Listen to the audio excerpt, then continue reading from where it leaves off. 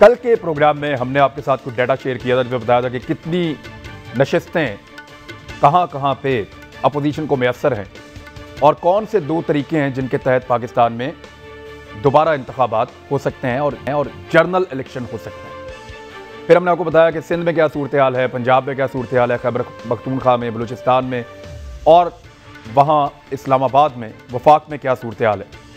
तो और जो आईनी राय थी वो भी आपके सामने रखी कि अपोजिशन को किन किन मराहिल से गुजरना पड़ सकता है। अगर वो इस्तीफे भी दे देते हैं तो हुकूमत के बाद फिर ऑप्शन कौन सी है और अपोजिशन क्या करेगी। इन चीज़ों पे कल हमने बात की थी। अब मैं आपके सामने एक और चीज़ रखता हूँ कि आज तक पाकिस्तान में जितने भी हुक्मरान निकाले गए हैं किस तरीक़ाकार के तहत निकाले गए। सबसे पहले तो दो हुक्मरान ऐसे थे पाकिस्तान के जिनको कत्ल किया गया है, जो कत्ल हुए हैं। उनमें एक लियाकत अली खान साहब 1951 में, ज़ियाउल हक साहब एक हादसे में जाँ बहक हुए, उनको लोग शहीद कहते हैं, 1988 में। फिर असेंबली से अदम एतमाद के नतीजे में इब्राहिम इस्माइल चंद्रीगढ़ 1957 में इनको निकाला गया था।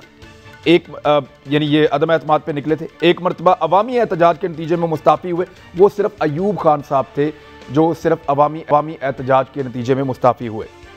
3 मरतबा मुल्क में मार्शल लॉ के ज़रिए से हुक्मरानों को हटाया गया, जिनमें से फ़िरोज़ खान नून साहब 1958 में, जुल्फ़िकार अली भुट्टो साहब 1977 में, नवाज शरीफ साहब 1999 में। इनको निकाला गया एक मार्शल लॉ के ज़रिए से। 4 बार सदर पाकिस्तान या गवर्नर जनरल के हाथों हुकूमत का खात्मा हुआ।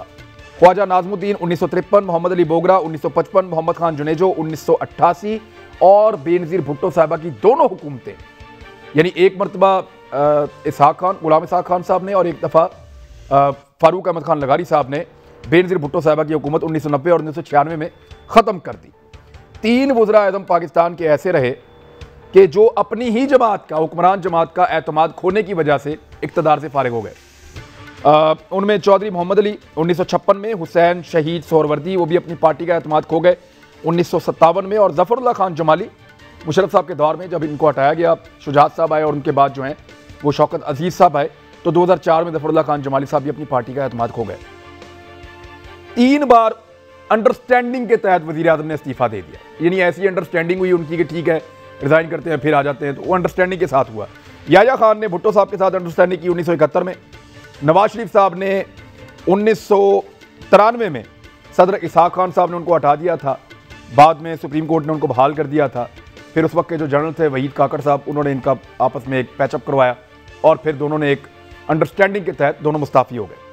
चौधरी शुजात हुसैन साहब ने 2004 के अंदर, क्योंकि ये आए मखसूस मुद्दत के लिए थे और ये पहले से तय था, तो एक अंडरस्टैंडिंग के तहत आए, अंडरस्टैंडिंग के तहत हट गए।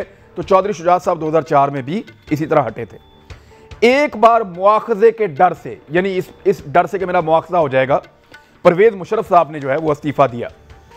अच्छा, 3 मरतबा वज़ीर आज़म जो हटे हैं, सरबराह मुमलिकत जो हटे हैं, वो अपनी असेंबली की मुद्दत उन्होंने पूरी की और ख़त्म होने पर वो हटे हैं। जिनमें नंबर 1 जो पहले पाकिस्तान के ऐसे शख्सियत थी वो शौकत अजीज़ साहब 2007 में, उनकी हुकूमत का टाइम ख़त्म हुआ तो वो हट गए, असेंबली की मुद्दत पूरी हो गई थी। राजा परवेज़ अशरफ साहब 2013 में और शाहिद खकान अब्बासी साहब 2018 में। याद रहे कि ये तीनों वज़ीर आज़म जो है 5 साल के लिए नहीं बने थे, आधी मुद्दत के बाद दूसरे को हटाकर ये आए थे।